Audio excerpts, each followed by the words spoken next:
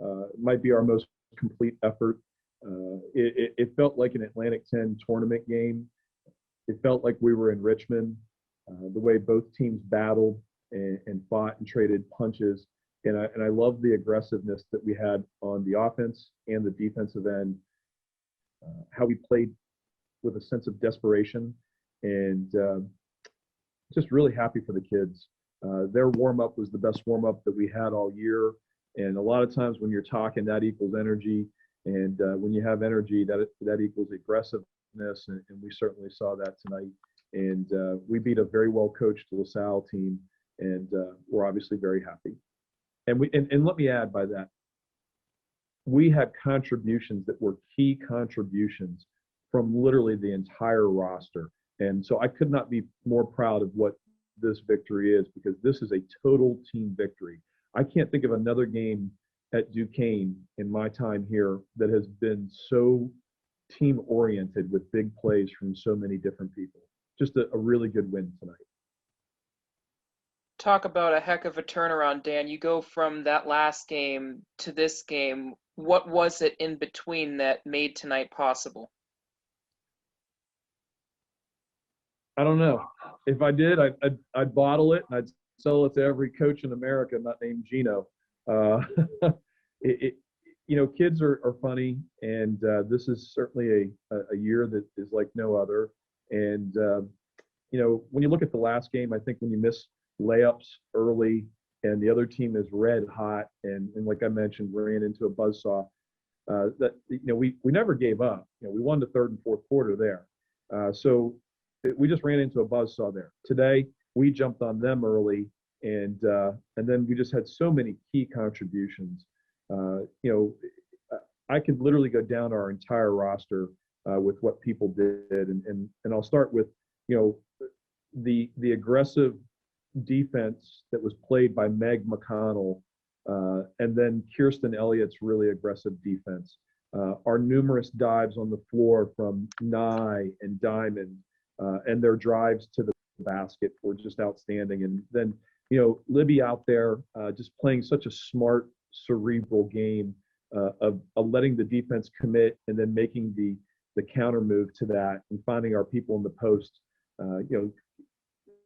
Tess Myers hits 2 threes, and I haven't even mentioned that. Just an all-around effort, good effort tonight. Out of curiosity, I know you had said you weren't sure who you were going to start as of last. What goes into, with a team like this, the decision on who starts on a game-by-game basis? Is it film? Is it gut? Is it what you see in practice? Just how do you make all these factors into the decision you make there? That's a great question. When you get to this time of the year, I think it's a little bit of all that. And it's not just a little bit of all that with me. It's listening to my staff and their opinions and what they're thinking. And, when you don't start fast, you have to change the lineup a little bit. And we did that. And in our lineup that we started, they started fast. We made shots early.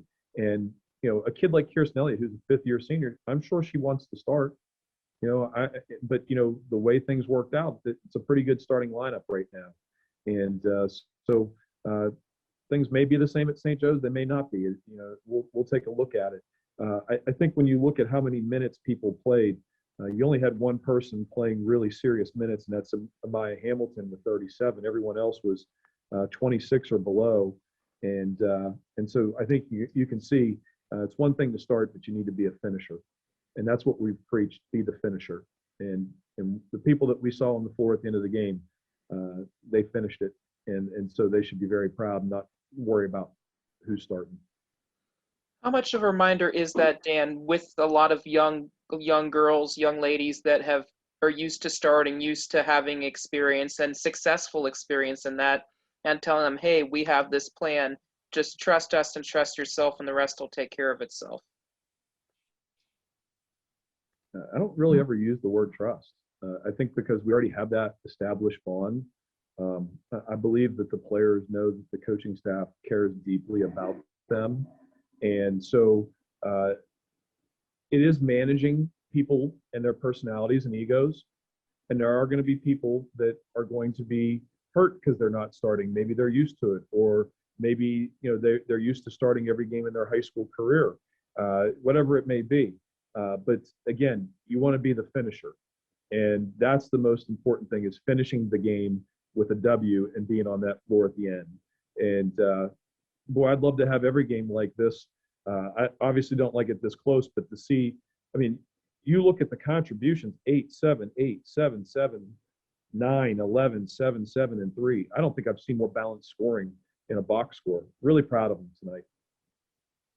Perhaps among all the other numbers, the biggest one might be 19 assists on 21 makes, Dan. Just further proof of how connected this team is. Just seeing those numbers and how connected the team are. How exciting is that to see? Either they're comfortable with each other, they were comfortable with the calls, either be it themselves or from Matt. I think that we made a fair amount of adjustments within the game that Matt did a great job with, exploiting some of the things that LaSalle was doing defensively and making some changes and counters to what LaSalle was doing. And Matt is very bright and he's very good at doing that. But the credit needs to also go to the players because they must execute it. And our players did that across the board. And so really proud of them for what they did there.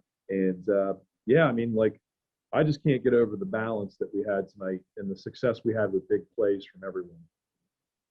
How much does a result like this show, in a sense, how far this team came, especially since you had a very similar game like this against them the last time and it didn't go your way? It's one game, and we're not eating ice cream tonight. I want you to think about that. We're not eating ice cream tonight. We've got another game on Sunday, and then we have a conference tournament. And I've preached about us playing our best basketball when we get to Richmond for the Atlantic 10 tournament, and that's our goal. And so we will celebrate this to midnight, and then it's time to move on.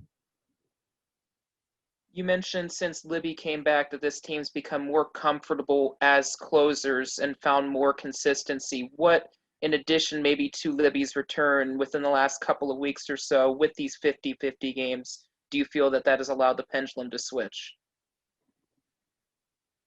Well, again, it's been one game, and I'm certainly happy with the way that we played tonight. We've got to string this together and put another one together and then another one. I'm obviously very happy with Libby's return at whatever level that is, because she might be the most cerebral, smartest player that I've been around. She's incredibly smart with the ball, and you feel good when Libby Bazelak has the ball in her hands, because she's going to make the right decision every single time. And that's just not me talking, that's our team. From the managers to the players to the assistant coaches, we all feel that way. With the gap now between the tournament and the current regular season finale, is there any potential for at least one more game after Sunday? Have you explored that possibility? We obviously explored that possibility. We have chosen to not play. We believe that because of the way the season has been and the way our bodies are and our health, it's better to take a couple of days off and then prepare for the tournament with our focus to be on the tournament and maybe add a wrinkle or 3 before we go to Richmond.